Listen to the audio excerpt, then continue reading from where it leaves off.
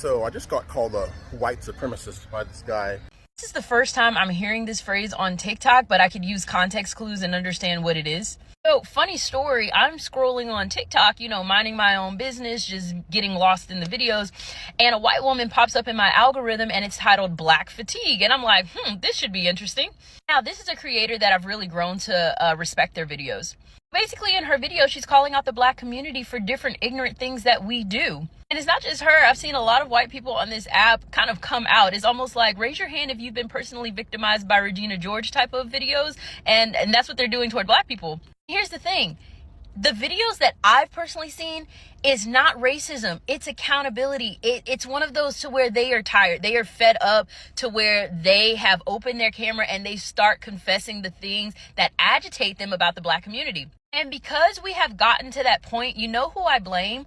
The Black community. I mean, for one, the actions that they are mentioning is clearly from the Black community. Black people in the comment sections are just like, this is racism, this is this, and this is this. I blame y'all. This is what happens when the Black community cry wolf or cry racism in instances that's not racism, to where now we have a hard time knowing the difference between what is actually racism and what is actually accountability. We've allowed this to happen because we do not like being held accountable for some of the ignorance, some of the degeneracy, some of the just plain right foolishness that comes out of our community. We refuse to address it. And when we have people who address it, they are called coons. They are called like judgmental. And so now you have white people entering the chat and said, you know what? We're tired of it. We're tired of being called racist for holding y'all accountable to the ignorant things that's happening. Yes, welcome back.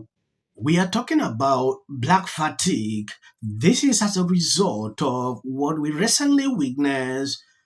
Karmelo and this lady who called this kid this racial slur. A lot of people are taking this to a different level. I did this video few hours ago. A lot of people did not get notifications. I decided to re-edit the video because it turned yellow. I could not monetize it.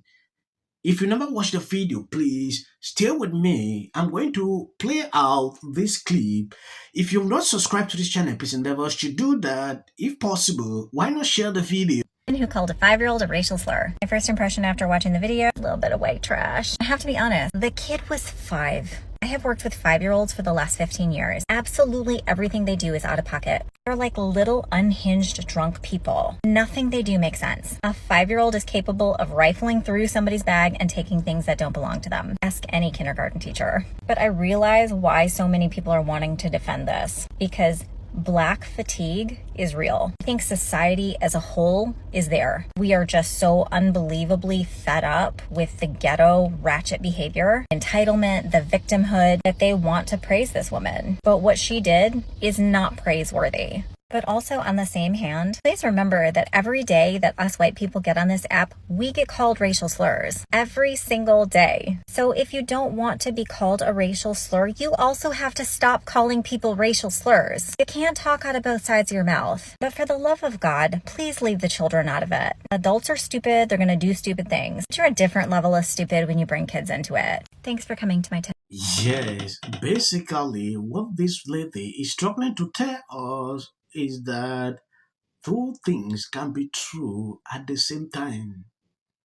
I have been saying this. White people are waking up, they are getting tired. That is the whole premise of this Black fatigue. We should stop playing the race card when something happens. We should be responsible. We should take up drastic decisions when we do something and acknowledge it. You know, if we start by doing this, I think it's a good start. A lot of people will never do that. I understand. When they have done something wrong, immediately they play the card, and a lot of people come in, they start supporting. That is how the whole situation changed. It has been happening for a very long time. Black fatigue is a thing. Newsflash. White people don't want to live around ratchet black people, and black people don't want to live around ratchet black people. I mean, it's nothing like going to the Walmart on a Sunday morning, and then you see the bonnet crew walk in. Loud, obnoxious, the kids are everywhere, in every aisle, unattended, and that's anywhere you go. No matter what. They're highly emotional, highly sensitive. You can't say nothing. You can't even smile and hold the door for them because they'll look at you like you're crazy. And always the victim of something. Either you stepped on a shoe, you looked at them wrong, you told them good morning. They're never happy, they're never satisfied. And you wonder why normal, good black people move out of the hood as soon as they start getting successful. I was one of those black people that said, man, if I made some money, I'm gonna stay here. I'm gonna buy up this, buy up that. I'm gonna support the community. As soon as I got my money, I got out of there. Because they don't know how to appreciate good shit. And my suburban kids don't need to be dealing with that bullshit. Crab in a barrel mentality. Never take accountability for nothing. So yeah, black fatigue is a thing. And I'll tell you, a lot of people are tired. They're tired of dealing with these kind of people on a daily basis. I mean, I get anxiety when I walk inside of a mall nowadays. I mean, because you got these YNs running around and they don't respect nothing. So I don't care what anybody says. White America is tired of you, and we are too. Black fatigue. This video might make you uncomfortable, but it needs to be made. There's a growing sentiment, most recently, of individuals who are proclaiming they do have black fatigue. And you don't have to be a non-black person to have black fatigue. What does that phrase actually mean? Essentially, black fatigue is a growing weariness of the actions of the quote unquote black community. But it goes deeper than that because we are in 2025 now, and we are being judged based on the content of our character and not the color of our skin. But the interesting part is the lie that's been sold to the black community in particular is that the color of our skin dictates the content of our character. That's why in the black community, sometimes you'll hear people say, oh, you are acting white when they're talking to someone like myself who doesn't act the way most people would expect a conventional black person to act. In their minds, there is a correct way to act black.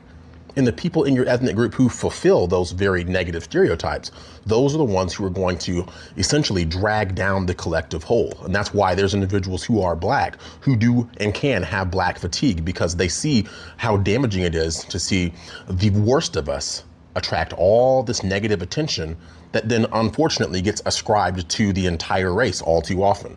But what's unfortunate is here in 2025, now we have to contend with the fact that there's people who are so sick and tired of seeing those negative aspects, those negative individuals in the black community attracting all this attention.